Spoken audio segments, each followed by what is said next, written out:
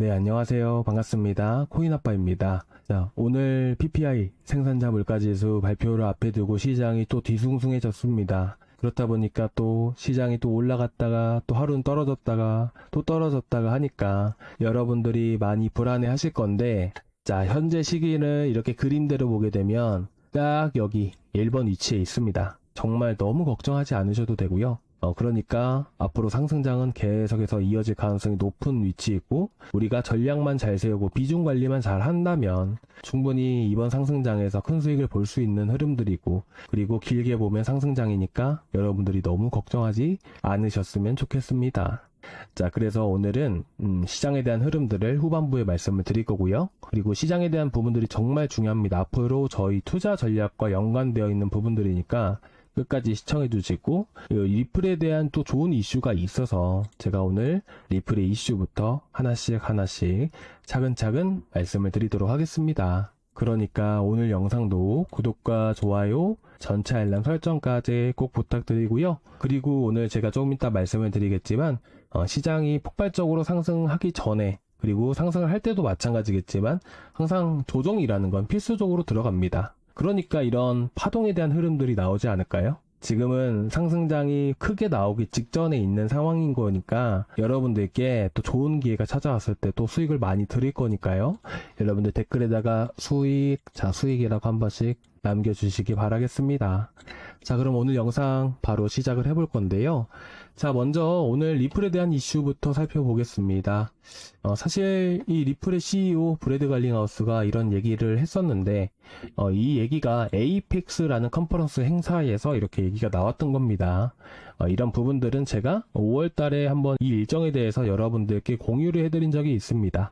이 행사에서 보통 얘기가 나오는 부분들이 뭐냐면, 향후 리플에 대한 회사, 향후 리플에 대한 로드맵을 얘기를 합니다. 이 로드맵을 쉽게 말하면 사업의 방향성, 그리고 앞으로 리플은 또 어떤 방향을 갖고 성장해 나갈 것인지를 이렇게 미리서 이렇게 발표하는 이런 행사 자리다, 컨퍼런스다, 이렇게 보시면 될 것 같고요. 여기서 여러분들이 보셔야 될 부분들은 이제 향후 5년 내로 스위프트 거래량의 14%를 장악을 한다 라는 얘기죠. 자, 이 스위프트의 거래량의 14%가 어느 정도인지 아직 체감이 안 되실 건데, 제가 이런 부분들을 핵심만 추려가지고 말씀을 드리겠습니다. 자, 먼저 이걸 보시게 되시면, 자, 일반적으로 스위프트 지불 메시지 양은 하루에 약 1150만 건이다 라는 부분들, 그렇게 되면 1150만 건에서 최대 14%니까 약 160만 건을 하루에 리플이 처리를 한다라는 부분들이죠. 여기서 중요한 것은 이 리플이 스위프트의 거래량을 가져오는가 못 가져오는가, 결국 이게 더 중요한 게 아닐까요? 가져올 수 있는지 여부를 우리가 먼저 봐야 됩니다. 근데 제가 생각했을 때는 리플이 여기서 거래량을 차지할 가능성이 좀 더 높다라고 생각을 합니다. 자, 그 이유가 뭐냐면 첫 번째로 수수료에 대한 부분들입니다. 근데 이 수수료는 이제 추후에 차지할 때 이런 아주 작은 부분들이기 때문에 사실 의미는 없다라고 생각을 하고, 더 중요한 부분들은 뭐냐면 이제 스테이블 코인 규제안이 미국에서 이제 통과가 되었을 때, 어떻게 보면 우리나라도 지금 이런 규제안을 만들려고 하고 있죠. 그렇다 보니까 이제 각 국가별로 해서 스테이블 코인이란 걸 쓰게 될 거예요.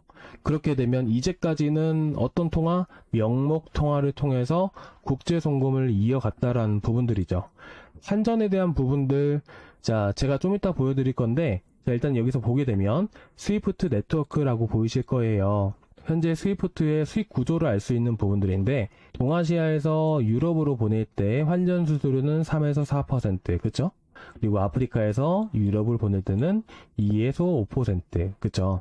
이런 것들이 하나의 수익 구조 중 하나입니다. 근데 우리가 스테이블 코인을 하게 된다면 이제는 화폐이긴 하지만 가상화폐를 가지고 쓰게 되는 거다 보니까 하나의 블록체인 시스템 자체를 도입을 해야겠죠. 그렇다 보니까 현재는 가장 유력한 후보가 리플밖에 없습니다. 리플밖에 없어요. 리플밖에. 그래서 저는 이런 부분에 봤을 때 현실적으로 봐도 리플이 스위프트와 협력을 통해서 스위프트의 거래량 일부를 리플이 가져갈 가능성이 저는 매우 높다라고 생각을 합니다. 자, 그리고 부가적으로 봤을 때 작은 이유밖에 되지 못하는 수수료 부분을 보더라도 지금 보시면 각 거래에는 자, 얼마? 최소 0.00001 리플. 자, 이거를 보게 되면 사실 1원이 안 됩니다. 거의 무료에 가깝습니다. 자, 그쵸? 근데 이 정도 수수료를 가지고 하게 된다면 하루에 160만 건 하면 하루에 160만 원이에요. 그쵸? 그쵸? 그러면 30일 하면 4,800만 원이고요. 이걸로 1년간 수익 내봤자 몇 억밖에 안 됩니다. 근데 리플의 시가총액은 100조가 넘죠. 자, 그러면 너무나도 고평가되어 있다라고 느끼실 수가 있어요. 근데 이거는 주식을 하셨던 분들의 관점일 뿐입니다. 이거랑 상관이 없다라는 부분들을 말씀을 드리고 싶고요. 이건 제가 좀 이따 말씀을 드릴게요. 무튼 지금 보시게 되시면 스위프트에서 수수료 부분으로 봤을 때 제가 아까 환율 퍼센티지 말씀을 드렸잖아요. 자, 여기에 더해서 이제 메시지 건당으로 해서 한 건 보내는 메시지 건당으로 해서 또 수수료를 또 가져갑니다. 그리고 수익 구조에 있어서 우리가 카드를 쓰면 뭘 내죠? 자, 신용카드 발급받으면 연회비를 내죠. 똑같이 각 기관별로 해가지고 가입비, 연회비와 같은 것들을 또 이렇게 또 수수료로 받아갑니다. 자, 그런데 리플을 쓰게 되면 어떨까요? 뭐 연회비 이런 것들도 분명히 있겠죠. 근데 이런 환전 수수료에 대한 부분들 필요가 없죠. 리플 랩스의 시스템을 통해서 하게 될 것이고 리플 스테이블 코인도 이용을 하게 될 것인데요. 그렇죠? 그런데다가 더해서 리플 수수료는 자 1원도 안 됩니다. 근데 국제 송금을 할 때 쓰는 수수료는 대략 이제 평균적으로 건당으로 봤을 때 각 국가별로 이렇게 또 다르다 보니까 10달러에서 50달러 정도의 평균 비용이 발생을 한다라고 하게 된답니다. 그러면 꽤나 큰 비용이 발생이 되는 것이죠. 그렇다 보니까 수수료적인 측면에서 봤을 때 리플을 쓸 수밖에 없다라는 부분들이에요. 자, 그리고 나서 자, 두 번째 제가 말씀을 드린 게 뭐였죠? 자, 매출에 대한 부분들. 자, 그렇게 되면 리플이 상대적으로 고평가되게 보일 거예요. 근데 여기서 중요한 부분들은 뭐냐면 그게 중요한 게 아니고요. 코인의 생명과 같은 게 뭔지 아세요? 보안입니다. 보안. 해킹의 취약점을 보이면 안 돼요. 이게 가장 핵심입니다. 그리고 비트코인. 자, 비트코인 보게 되면 여러분들 기관들의 자금이 꾸준히 들어가죠. 도대체 비트코인이 뭔데? 그죠? 비트코인이 뭔데? 디지털 금이라고 불리는 거고 왜 인플레이션 해지수 단위로 불리는 걸까? 금처럼 반도체에 쓰이거나 뭐에 쓰이나요? 자, 아니죠. 아닙니다. 단지 비트코인이라는 부분들은 수요에 비해서 공급량이 받쳐주지 못하기 때문에 그리고 채굴량이 정해져 있으니까 비트코인은 꾸준히 올라가는 겁니다. 자, 한 가지 더. 여기에 가장 중요한 부분들은 뭐냐면 제가 이제까지 기본적인 얘기를 말씀을 드린 거고 중요한 거는 네트워크 활동량은 비트코인이 역사상 최고입니다. 계속 올라갑니다. 여기서 제가 코인의 생명은 보안이라고 말씀드렸죠. 이 보안이 제일 높은 게 비트코인입니다. 왜? 네트워크 활동량이 꾸준히 증가를 해서. 그렇죠? 그런데 스위프트에서 리플을 사용하게 되면 리플은 거래될 때마다 리플을 사용하게 되는 거니까 어떻게 되나요? 네트워크 활동량이 계속 올라갑니다. 자, 그렇게 되면 어떻게 될까요? 수요는 어차피 계속해서 발생이 되기 때문에 수요는 증가하게 되는데 자, 리플의 가격, XRP의 가격, 이 공급량은 정해져 있죠. 그렇게 되면 어떻게 돼요? 시가총액을 따라서 수요는 증가하기 때문에 가격 또한 상승할 수 있고 보안의 취약점이 사라지기 때문에 기관들의 자금들도 충분히 들어갈 수가 있다는 부분들이에요.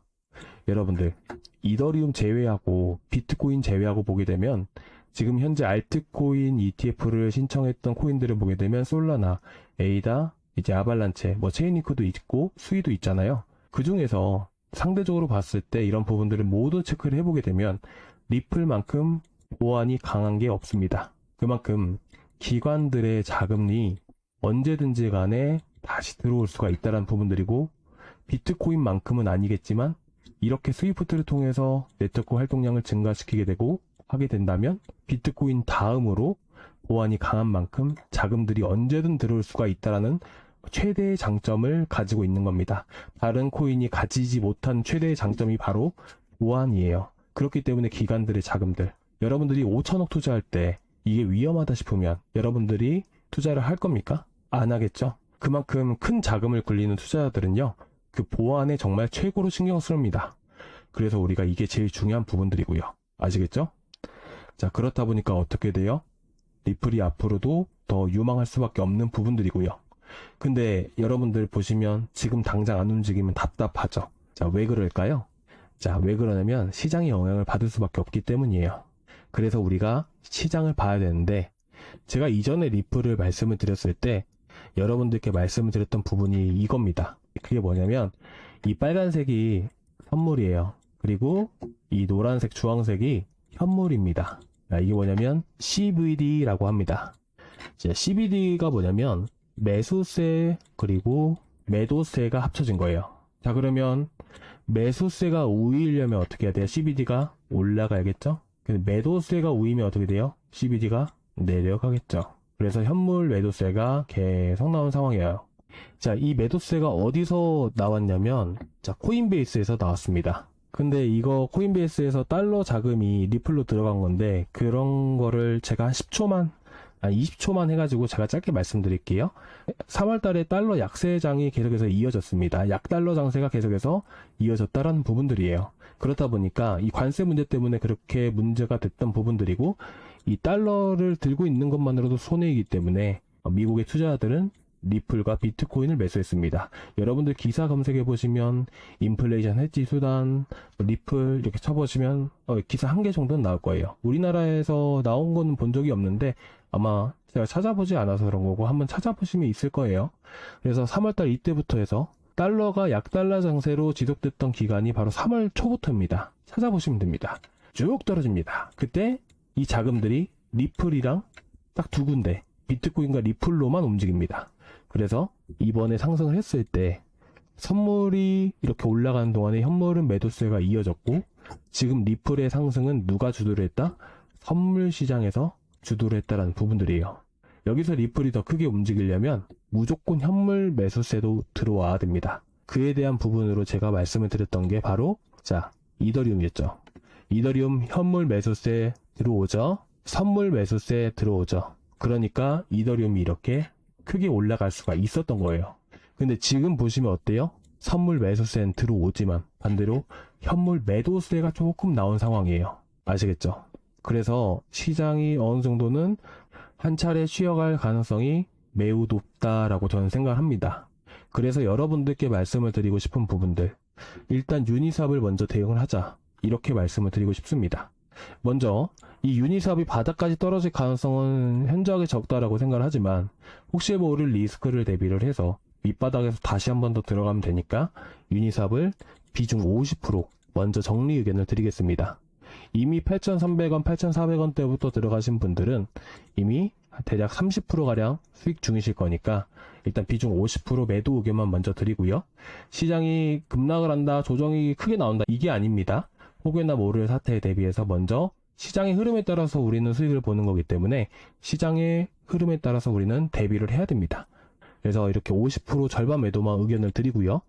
위에서 매수하신 분들이다 하시더라도 20% 이상은 다 수익 보고 계실 거예요. 그쵸? 이렇게 하시면 되고, 그리고 이제 좀 더 떨어지면 저희가 어차피 지금 제가 생각하는 현재 위치는 어디? 여기.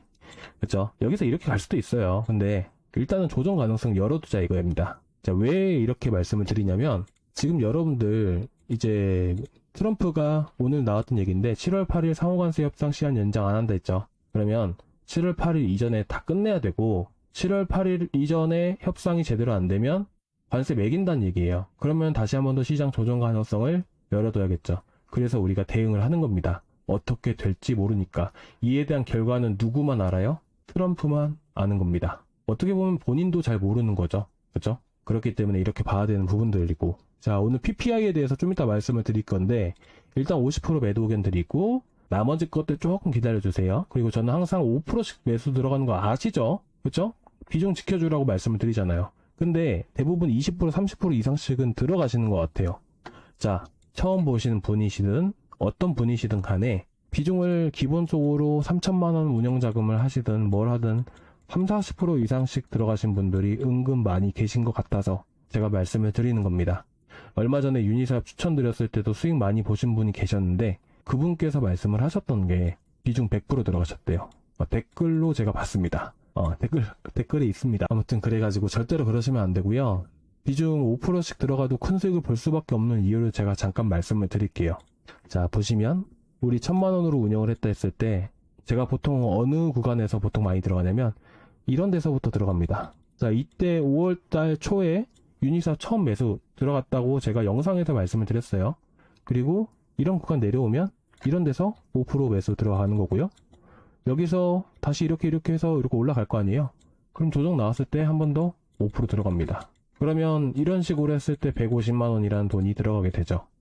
그러면 이런 식으로 정석대로 들어갔을 때, 그리고 이렇게 처음부터 매수 들어가신 분들은 보통 12,000원까지 올라왔을 때 보게 되면 거의 70%, 60% 이상씩은 다 수익을 보셨어요. 그렇죠? 근데 중요한 게 뭔지 아세요? 이 정도 상승 불장도 안 나왔는데 60, 70%고 에이브 지금 70% 이상이잖아요. 자, 팬들 이미 100% 넘어갔습니다. 이전부터. 근데 추후에 불장이 나왔을 때 100% 수익을 못 볼까요? 충분히 이상 볼 수 있어요. 진짜 보수적으로 잡았을 때 뭐 한 80%, 70% 수익 본다 해도 여기서 100만 원 정도는 수익을 볼 수가 있습니다. 그리고 이거를 5개, 6개 들어갔을 때 자, 6개 이상 들어가겠죠. 그러면 최소 못해도 여기서 70% 이상은 수익을 볼 수가 있어요. 그쵸? 근데 제가 최소로 잡았을 때잖아요. 그쵸? 근데 100% 이상 볼 가능성이 높은 시장이 오는 건데 여기서 150% 보고 뭐 그렇게 100% 보게 되면 1000만 원 가지고 1000만 원 벌 수가 있는 거예요. 잘 운영을 하면요. 비중을 잘 조절했을 때. 근데 여러분들은 어떻게 해요? 한 방에 크게 보고 또 한 방에 크게 보고 그렇게 하려고 하시잖아요. 그러면 리스크가 반드시 따를 수밖에 없고 대응 자체가 안 됩니다. 최소한의 우리가 손실을 보지 않는다라는 생각으로 들어가야 돼요. 상승장이 왔을 때는. 근데 내가 어찌됐든 아무리 잘한다 해도 시장을 절대로 못 이기기 때문에 그래서 비중 조절은 필수적으로 해야 된단 말이에요. 근데 어찌됐든 이런 비중 관리가 안 되고 비중 한 번 들어갈 때 20%, 30%, 40%씩 들어가면 어떻게 돼요? 시장 한 번 조정 나오면 대응 못 해요. 수익 제대로 못 봐요. 그런 식으로 하면. 그러니까 비중 관리가 필요하다라고 말씀드리고 싶어요. 그래서 지금 들고 가시는 코인들 비중 2, 3, 40% 넘어가신 분들은 저한테 무조건 말씀을 해주세요. 조정 나오기 전에 대응을 해야 됩니다. 자, 일단은 여기 보시면 무료 코인 아빠 수익 내기 있죠? 자, 여기 클릭을 하시고요. 그럼 여기 페이지가 나오게 됩니다. 여기서 실시간 소통방 입장, 그리고 보유 종목 진단까지 눌러주세요. 그래야 제가 이렇게 연락을 드리니까 이렇게 해서 클릭을 해주시고 그 다음에 여러분들 점검 받으실 연락처 남겨주시고 제출 버튼까지 눌러주시면 됩니다. 그러면 제가 비중 관리 어떻게 해야 되는지 정확하게 말씀을 드릴게요. 이미 비중 20%, 30% 들어간다고 해도 여러분들 뭐 매도해서 비중을 줄여 나가는 게 아니고요. 현금 비중이 어느 정도 남아 있으신지 여러 부분들을 판단을 하고 제가 개개인별로 말씀을 드릴 거니까 여러분들 지금 안 하시면 나중에 또 찾아오신단 말이에요. 그렇게 하지 마시고 지금 꼭 남겨주시기 바라고요. 여러분들이 비중 관리를 정말 잘 하셔야 됩니다. 그게 핵심입니다. 아무튼 제가 일단은 이어서 말씀을 드리면 지금 보시면 관세 수입 4월에 22조 원, 5월에 31조 원으로 급증. 그쵸? 관세 효과 본격화. 그쵸? 6월달 PPI, 6월에 발표해야 될 PPI는 언제 거죠? 5월달 겁니다. 5월달에 이미 급증이 나왔고, 그쵸? 근데 뭔가 하나의 제품을 생산하는 데 있어서 우리가 재고라는 게 분명히 있죠? 그렇다 보니까 이 6월에 발표될 5월 PPI는 무난하게 나올 가능성이 있습니다. 근데 무조건 재고를 쌓아두고 하는 부분들은 또 아니다 보니까 이게 PPI가 예상치를 부합하거나 상회하는 수준도 가능성을 배제하면 안 된다라는 부분들. 그리고 결국에는 이렇게 PPI가 좋게 나온다 하더라도 7월부터는 관세의 영향으로 인해서 PPI가 높게 나올 가능성도 있겠죠. 그렇기 때문에 7월 PPI도 중요하다라는 부분들. 그렇죠? 그러면 이 부분이 안 좋게 나온다 하더라도 시장이 다시 움직이려면 7월 8일날 관세 협상이 상호관세가 어떻게 잘 마무리가 될 것인가. 그래서 우리가 봐야 되는 부분이 뭐다? 조정 가능성을 열어두자. 아시겠죠? 자, 우리는 이렇게 되지 않길 바라는 거지만 결국에는 일단 지금 상황에서 리스크는 피해야 되기 때문에 미리서 수익 중인 거는 절반 매도하면서 피하자라는 부분들이에요. 그래서 남은 비중들은 어떻게 관리를 하냐면 여기서 1350원을 이탈을 하게 되면 전량 매도견 드리겠습니다. 그리고 10,000원 이하로 좀 떨어졌을 때 이런 위치들 도달했을 때 저희 다시 매집에 들어갈 겁니다. 아시겠죠? 자, 이렇게 잘 따라와 주시기 바라고요. 현재 시장 아직 멀었습니다. 이런 상승 불장 나오기 전에 있는 조정조차 안 나온 지금 시장이에요. 불장 나오기 전이고, 그러니까 여러분들이 너무 걱정하지 않으셨으면 좋겠습니다. 자, 오늘 여기까지 준비했고요. 다음 시간에 또 뵙도록 하겠습니다. 감사합니다.